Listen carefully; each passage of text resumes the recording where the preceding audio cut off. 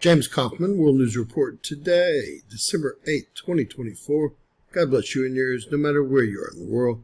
Please subscribe, give us a thumbs up, ring that bell for critical future updates. Ladies and gentlemen, we've had both a 6.3 magnitude earthquake and a 6.0 magnitude earthquake pop off, basically on the Pacific plate boundaries here. Now, this particular earthquake, the 6.3 magnitude earthquake, had an associated tsunami warning. It did create a small event that we will look at. It did put a buoy into motion, although it was minimal.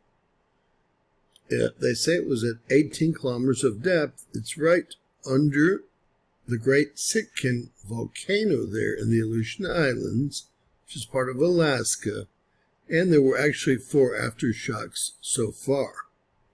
I'll let y'all see those aftershocks, a little swarm going on here. So a 6.3 here, a 6.0 here, basically down this volcanic range here, which is really the North American plate again, pushing against the Pacific plate. So that was a 6.0, very deep, 207 kilometers. I don't feel as if they're associated at all. This is magma movement, although we have plenty of active volcanoes in this region, and even this is a volcanic range through here as well. So they're probably both associated with magma movement.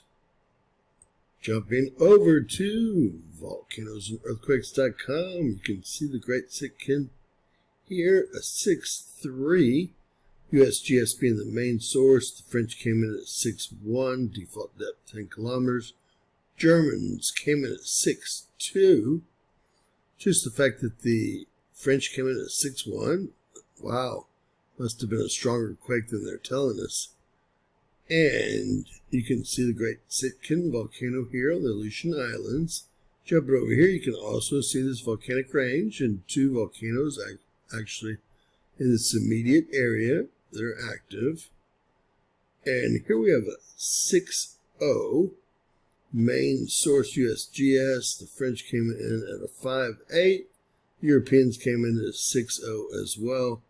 217 kilometers of depth here.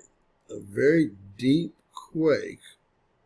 Now I'm going to just, for fun, we're going to get some detailed information on both, but we're going to turn on all, and we're going to see all the activity in these areas. We're having a very active day. Remember, we have both Uranus and Jupiter behind Earth, and, well, we're lined up between them and our sun currently. So there's a lot of magnetic connection or geomagnetic connection to those gas giants and probably through Earth to the sun. Start off with the very strong 6.3 magnitude earthquake 54 minutes ago. And it's going to be on the Aleutian Islands here. Remember, this quake does have an associated tsunami warning, and it did put a buoy into event mode, although it's a very minimal event. We will take a look at that in just a second. A 6.3, primary status source, USGS, 2.7 atomic bombs worth of energy released with this 6.3 magnitude earthquake. Alright, comparing quake data from different reporting agencies, we see the USGS 6.3, 18 kilometers of depth. The Incorporated Research Institute for Seismology at 6.3, default depth. You can see it's default here, asterisks moving down here. A depth given as 10 kilometers often means the depth of the quake could not be determined with sufficient accuracy. Next, we have the Germans coming in at 6.2, 10 kilometers, also default depth. And finally, well, it looks like we have some more. The Europeans at a 6.3, 18 kilometers of depth, just as the U.S. has it. We have the French coming in at 6.1, default depth. We have the Australians coming in at 6.4. I thought this was a stronger quake if the French are coming in at 6.1. And also, the Italians coming in at 6.4. Now, the Australians came in at 44 kilometers of depth. and the Italians came in at 8.6 kilometers of depth. So again, this tells me this was a stronger quake than the USGS wants us to believe here. That's why the French came in so high. Alright, here's our other very strong earthquake that's on that Russian peninsula over there with all the active volcanoes. A 6.0. And let's get some detailed information. Alright, looks like our primary data source is going to be the USGS again, a 6.0. Very deep, 207 kilometers here. 0.9 atomic bombs worth of energy released. And, well, let's see what the different agencies have to say about this. All right, starting out with the USGS, 6.0, 207 kilometers. The French, a 5.8 at 217 kilometers. The Europeans, a 6.0 at 217 kilometers. We have Germany coming in at 6.0 at 225 kilometers. Everyone believes it was very deep. The Italians at a 5.9, and that's going to be at 199 kilometers of depth. We've got the Australians coming in at 6.0, 211 kilometers of depth. And finally, we have the Incorporated Research Institute for Seismology. Usually follow the USGS. Here, they're not doing so.